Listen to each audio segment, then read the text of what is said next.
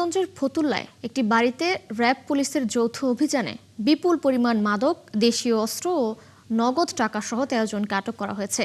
সকাল ১০টায় এক সংবাদ সম্মেলনে র্যাব ১১ এর অধিনায়ক জানায়, মঙ্গলবার দুপুরে শহরের বোয়ালিয়া খাল লিচুবাগ এলাকায় র্যাবের অভিযানে হামলা ও ৩ জনকে কুপিয়ে আহত করার ঘটনার পর থেকে সদর উপজেলার বিভিন্ন এলাকায় অভিযান চালানো হয়।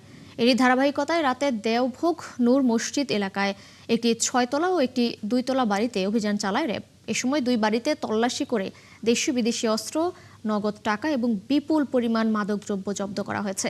মাদক ও সন্ত্রাসীদের বিরুদ্ধে এই অভিযান অব্যাহত থাকবে বলেও জানায় র্যাব। এই অভিযান শুধু মাসদাইরের জন্যই নয়, এটি নারায়ণগঞ্জের প্রতিটি পাড়া মহল্লায় সাধারণ মানুষের নিরাপত্তা নিশ্চিত করার একটি সুস্পষ্ট বার্তা। যারা কিশোরগঞ্জ কালচার লালন করছেন অথবা মাদকের কারবারে যুব সমাজকে ধ্বংসের পথে ঠেলে দিচ্ছেন, তাদেরকে স্পষ্টভাবে জানাতে চাই, এখনই অন্ধকার পথ পরিত্যাগ করুন। অন্যথায় র্যাবের কঠোর আইনানুগ ব্যবস্থা এখন থেকে চলমান থাকবে এবং এখান থেকে কোনো রেহাই পাবে না।